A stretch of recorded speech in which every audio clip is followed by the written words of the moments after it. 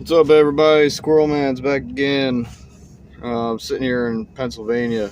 Man, I am so burned out. I'm so ready to go home. I've been out here over 3 weeks now, and I know a lot of people love to live on the road. So they're like, "Oh, I rode here for months." I'm like, "Yeah, well, good for you, dude." Um, I'm so at the tail end of my tour. I just at this point I just don't give a fuck about anything. I don't care. Like when you come out the first week, you're all like rested and ready to go. You're kicking ass. This is the point where you don't care. You just don't care. You just want to get the shit over with, and you want to get out of here and go home. I probably got one or two more trips after this trip to get me back to Charlotte. I'm driving through Pennsylvania today, and I always drive through these tiny little towns, man. And if you never, it really reminds me of that song "Try That in a Small Town," that Jason Aldean song that came out not that long ago, and everybody was all up in arms about it. And of course, the libtards hated it, because everything's racist to them. If you When I heard that song, it really hit home for me because I've seen so many of these tiny towns, so I know what he's talking about. A lot of people might have heard that song. They think they've seen a small town. They haven't, I thought the town that I grew up in was small. It wasn't. I mean, you driving through Pennsylvania and a lot of places in America I've seen these towns. I'm not joking. You can drive from one side to the next in less than a minute, going 30 or 40 miles an hour. They're so tiny, There's one mechanic, one church, one grocery store, maybe two stoplights,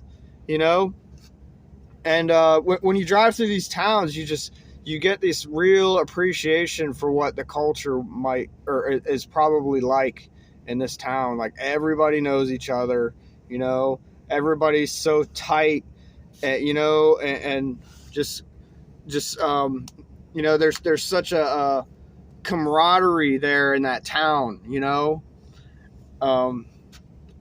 I drove through one today where all the light poles had a big poster on it of a veteran. I imagine all these veterans were dead, but it said hometown heroes on it, and it's like all those people in those posters lived in that town at one point in time. And I thought that was so cool because there were so many of them. There was like 60 or 70 posters, and like I said, that might not sound like a lot to you, right? But the town is so tiny, so what does that tell you? The patriotism among those people in those towns is so big, and I really appreciate that, man. And it really leads me to think that there's such a concern right now for what's going on in the country. It's such with our political climate and with the border and with the moron in the White House, and a lot of people think there's going to be a huge uprising, a big terrorist attack, whatever you want to call it, right? But when you see these towns, all I can think of is like, okay, dude, if you think you're going to come to this country and just mow us over, bro, you are so going to be disappointed when you get here. You are really, really going to be disappointed when you get here.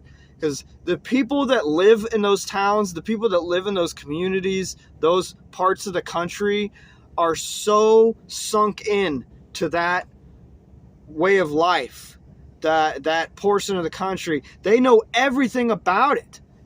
This is why we couldn't defeat the Vietnamese, the North Vietnamese. This is why we couldn't defeat the Taliban in Afghanistan. It's because they have the home field advantage. The people that live in these towns, they know everything. They know the creeks, the rivers, the ponds, the deer stands, the everything. The hunting lodges. They know everything about the hills up there, you know?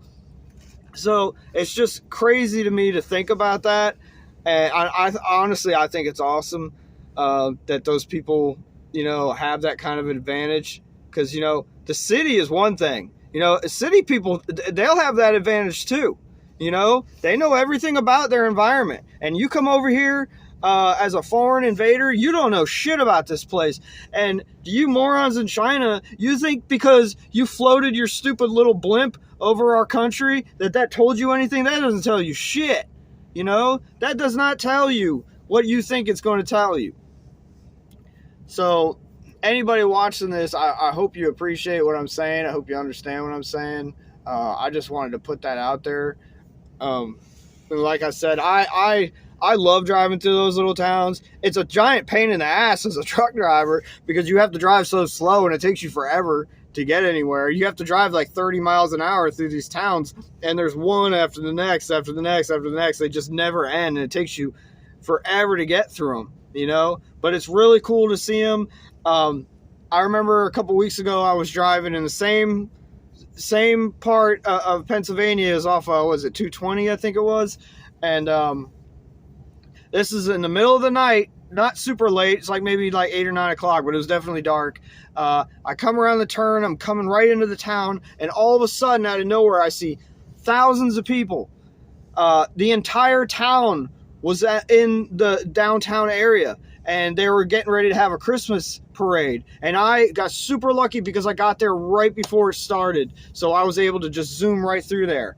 But the whole town saw me in this big 18-wheeler, and they're all screaming at me and for like, you know, like cheering me on. And the kids are like, honk the horn, honk the horn. And I'm like, all right, you know, I was like, bonk, bonk, bonk. And the kids are like, yeah, and everybody's screaming. I'm like, where the hell am I, dude? I'm in the, like, this is so funny to me. It's like this tiny little Hallmark town, dude, and like everybody's there. Like the population of that town can't be but like maybe 3,000 people at the very most. I mean, it's got to be so tiny, right? And like everybody was there. So I thought that was hilarious. I meant to tell my people about that, and I just totally forgot about it. But if they're watching this video now, they know. So yeah, those are like some funnier moments when I'm on the road. I do appreciate those. And when kids ask me to honk the horn going down the highway, because that happens once in a while, I always do it. I always do, man. Because I remember when I was little, that would have made me so happy when I was little. Anyway, I wanted to share those stories. If you agree with anything I'm saying, or if you got any comments, like, share, subscribe. Common sense ain't common.